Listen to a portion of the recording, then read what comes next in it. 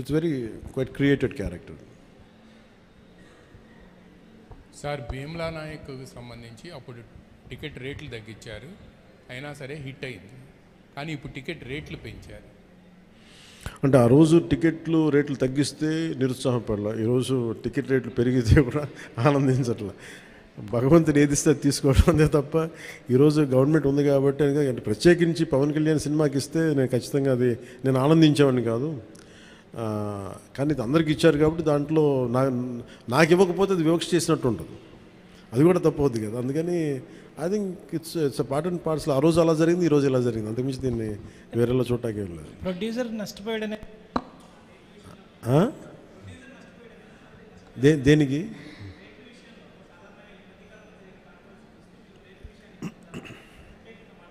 మళ్ళీ వినిపించట్లా?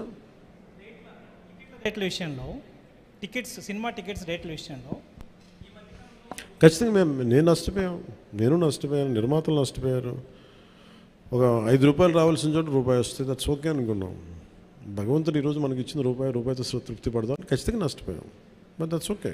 ఎందుకంటే వాళ్ళు వచ్చిన సంస్కృతి ఎలాంటిది, ప్రత్యర్థికి కోపం ఉంటే చీని చెట్లు నరిగేయటం, బత్తాయి చెట్లు నరిగేయటం ఆలోచన విధానం. అలాంటి వాళ్ళకి ఆర్థిక మూలాల మీద కొట్టడం సహజం కాబట్టి, అది మనం యుద్ధంలో దిగాం కాబట్టి, మనం పాలిటిక్స్లో ఉన్నాం కాబట్టి part and parcel that's will take it forward. దాన్ని వెనకడిగే తీసలేదు, దాన్ని part and parcel we have to accept it.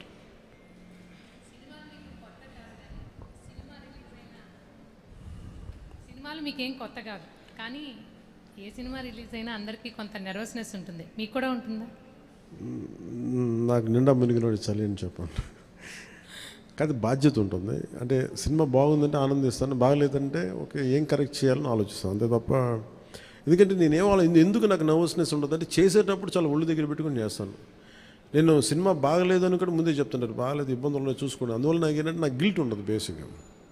ఇప్పుడు మెచ్యూరిటీ వచ్చి ఎప్పటి నుంచో మూవీస్ తీస్తున్నారు, ఇప్పుడు మీరు అలా అనుకుంటున్నారా? మొదటి నుంచి కూడా అలాగే ఉండేవాళ్ళ? దీనికి నేను సమాధానం చెప్పాను. మీరు కావాలన్న ఇంటర్వ్యూస్ చూసుకోండి, బిఆర్ రాజు గారితో ఉంటాయి. ఆ ఇంటర్వ్యూస్లో నేను ఇప్పుడు ఏం మాట్లాడినా అవే ఉంటాయి. అందుకని ఉదాహరణకు తొలి ప్రేమ తీశాను. తొలి ప్రేమ షూటింగ్ చేసినప్పుడు సినిమా అయిపోయి రిలీజ్ అవుతుంటే నేను కూర్చొని అక్కడ ఒక్కనే కూర్చున్నాను. గబ్బర్ సింగ్ కూర్చున్నా కానీ నేను ఒక్కనే కూర్చున్నాను. నా పక్కన పార్టీస్ ఏమి ఉండవు. జస్ట్ ఒకసారి నా జీవితంలో నన్ను పార్టీకి పిలిచింది భీమ్లా నాయక్, ప్రత్యేకంగా నన్ను పిలిచారు. ఎందుకంటే ఇంత ₹10-15 టికెట్ అప్పుడు కూడా ఇంత డబ్బు చేసింది ఈ సినిమా అని అనుకొని దాని ఒక్కదాన్ని ఫస్ట్ టైము నా జీవితం అదే మొదటిసారి వెళ్ళటం. మళ్ళీ దీని తర్వాత కూడా వెళ్తాను కూడా నాకు డౌట్. అవును, ఇంతకీ మీ ఎమ్మెల్యేలతో మూవీ చూసే ఆలోచన ఏమైనా ఉందా? మీ ఎమ్మెల్యేలతో మూవీ చూసే ఆలోచన, ప్రపోజల్స్ ఏమైనా ఉన్నాయా? నేను ఎప్పుడు అట్లా ఆలోచించలేదండి. అసలు ఇప్పుడు చెప్తే ఇప్పుడు ఐడియా వచ్చింది, బాగానే ఉందనిపిస్తుంది. ఎందుకంటే అసెంబ్లీలో సగం మంది మీ ఫ్యాన్సే కదా. మేబీ మా ఎమ్మెల్యేస్ అందరికీ, మా కూటమి ఎమ్మెల్యేస్ అందరికీ ఖచ్చితంగా దీన్ని ప్రత్యేకమైన షో అయితే వేస్తే వాళ్ళు కోరుకుంటే ఖచ్చితంగా, అంటే నేను ప్రమోట్ చేసుకునే ఇబ్బందిగా ఉంటుంది కానీ ఖచ్చితంగా వాళ్ళందరూ అడిగితే మన హరిప్రసాద్ కానీ ఖచ్చితంగా I think will organise an exclusive screening for them. అందరికీ మనసులో ఉంది కానీ బయటకు అడగలేకపోతున్నారు. సో మీ ద్వారా వచ్చింది కాబట్టి ఖచ్చితంగా నేను అడ్రస్ చేస్తాను. Thank you.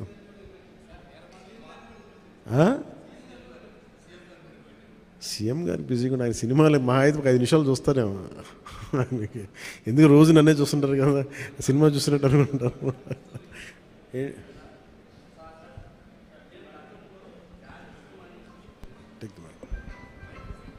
హలో జానీ సినిమాని గతంలో మీరు డైరెక్ట్ చేసి ఆ టైంలో కొంత ఫ్లాప్ అనే ఇబ్బందికరమైనటువంటి వాతావరణాన్ని కలిగించుకున్నారు.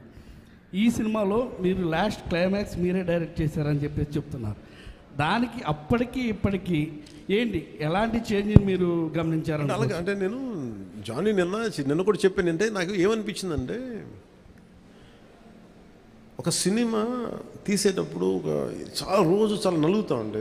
నేను చెప్పేది సినిమా అనేది ఒక్కటే కష్టపడేది కాదు, ప్రతి ఒక్కటే ఈవెన్ ఒక చిన్నపాటి ఉపాధి శ్రామికుడు కూడా కష్టపడతారు, యుద్ధం చేయాలి పట్టుకోటి కోసం. సినిమా ఏంటంటే చాలామంది డబ్బులు చాలా గ్లామరస్గా కనిపిస్తుంది ఫిల్మ్ ఇండస్ట్రీ. దానికి నేను ఒక చిరంజీవి గారు లాంటి అన్నయ్య ఉండి, నేను సక్సెస్ఫుల్ అయిన యాక్టర్గా ఉండి, ఖుషి తర్వాత వరుసగా విజయాల తర్వాత కూడా ఒక జానీ అనే సినిమాని నేను డైరెక్ట్ చేసేది ఆడకపోయిన వెంటనే ఒక 5 రోజులు, 10 రోజులు, నెల రోజుల తర్వాత ఫస్ట్ షో పడింది, ఇది బాగలేదు అనగానే వెంటనే మొత్తం ఫైనాన్షియర్స్, డిస్ట్రిబ్యూటర్స్ అందరూ నా ఇంటి మీదకి వచ్చేసారు. మాకు డబ్బులు రావట్లేదు, ఇప్పుడు ఏం చేస్తాం? నా క్వశ్చన్ ఏముందంటే, మీకు డబ్బులు ఇచ్చినప్పుడు నాకు ఎప్పుడు ఎక్స్ట్రా ఇవ్వలేదు కదా, ఇప్పుడు డబ్బులు పోయినప్పుడు అది ఉండదు అక్కడ. సో నేను కంప్లైంట్ చేయట్లేదు. అంటే నాకు ఏమనిపించిందంటే, ఫస్ట్ టైము నాకు చాలా ఒక కాలంలో చెప్పిన అన్ని బంధాలు ఆర్థిక బంధాలు నాకు అది గుర్తొచ్చింది. నేను ఆ రోజు మొత్తం నా రెమ్యునరేషన్ తీసుకోలేదు, ఇచ్చేసాను. నాకేమనిపించిందంటే ఒంటరితనం అనిపించాను. అంటే ఇప్పుడు ఎలా ఉంది అంటే, గత ప్రభుత్వం చేసిన ఒక దుర్మార్గాలన్నీ నేను చేసేసి అందరూ నిందిస్తుంటే నేను ఎంత బాధపడాలో, సినిమా ఫ్లాప్ అయితే నన్ను బాధపడమని అందరూ అలా చెప్తాను. నా ఉద్దేశం ఏంటంటే, సినిమా చేసాం, బాగలేదు, ఆడలేదు అంతే. కానీ దానికి ఏంటి ఏదో ఒక కొంపలంతా మునిగిపోయినట్టు ఇలా మొక్కలు పెట్టుకున్నారండి. అందరూ డీలా అయిపోయి, ఓకే నష్టపోతే ఒక ఎంత నష్టపోయింది చూద్దామని చెప్పి ఫైనల్ నేను ఏం చేయగలిగింది, బాబు నాకు ఇచ్చిన రెమ్యునరేషన్ ఇది, నాకు రూపాయి అవుతూ తీసుకోండి అని చెప్పి నేను ఇంకో 15 లక్షలు అప్పు నేను తీసుకున్నాను దాని తర్వాత ఇంకోళ్ళ దగ్గర. ఆ అనుభవం నన్ను చాలా బలమైన వ్యక్తం చేసింది. ఆ ఒక్క జానీ ఫెయిల్యూర్ నాకు ఎంత హెల్ప్ చేసిందంటే, పాలిటిక్స్లో హెల్ప్ చేసింది. నేను 2019లో ఓడిపోతే మళ్ళీ నాకు అదే గుర్తొచ్చింది. నేను ఎలా సర్వైవ్ అయ్యానప్పుడు, failure is a part and parcel of growth. అది నాకు బాగా బలం ఇచ్చి, నిన్న ఒక నిర్మాత ఆ రోజు అన్ని ఇబ్బందులు లేవు, కానీ రత్నం గారు లాంటి వ్యక్తి, ఒక చిన్నపాటి మేకప్ అసిస్టెంట్గా ప్రారంభించిన వ్యక్తి, అంచెలంచెలుగా శంకర్ లాంటి వాళ్ళతో సినిమా తీసి పాన్ ఇండియా సినిమాలు తీసిన వ్యక్తి ఈరోజున సినిమా రిలీజులకి ఇబ్బంది పడుతూ ఉంటే నాకు అనిపించింది, చాలా బాధేస్తుంది. ఇది నాకు అందుకే నేను దగ్గరుండి ఈ సినిమాని ప్రేక్షకుల దగ్గర తీసుకెళ్ళాలనేది నిర్ణయించుకున్నాను. సో నాకు అందుకు అనిపించింది అన్నమాట. అందుకని నా జానీ అనేది ఎందుకు వచ్చిందంటే, ఇంత ఫీబుల్గా ఉంటారు. అంటే మనీ దగ్గరికి వచ్చేటప్పటికి అందరూ నువ్వు చస్తావో పెడతావో తెలియదు, కానీ మాకు ఇలా కట్టాలి ఒకసారి ఇర్లాజికల్గా ఉంటుంది.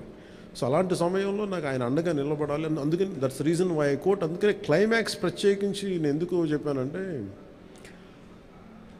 అప్పుడు నేను కొన్నిసార్లు నేను బుల్డోస్ చేసుకుని వెళ్ళాల్సింది, కొన్నిసార్లు రైట్ నిర్ణయం మన మనసుకు తెలుస్తుంది యాజ్ అ ఫిల్మ్ మేకర్గా. కొన్నిసార్లు పక్కన వాళ్ళు మాటలు, నేను అసలు ఎప్పుడు పక్కన వాళ్ళ మాటలు విన్నాను. కానీ ఈ ఫిల్మ్కి వచ్చేటప్పటికి ఈసారి ప్రత్యేకించి ఎట్టి పరిస్థితుల్లో నేను పాలిటిక్స్లో ఉన్నాను, సినిమాలు బాగా చేయడేమో అన్న సందేహం ఎక్కువ మందికి ఉంటుందని చెప్పి ప్రత్యేకించి శ్రద్ధ పెట్టి చేశాను.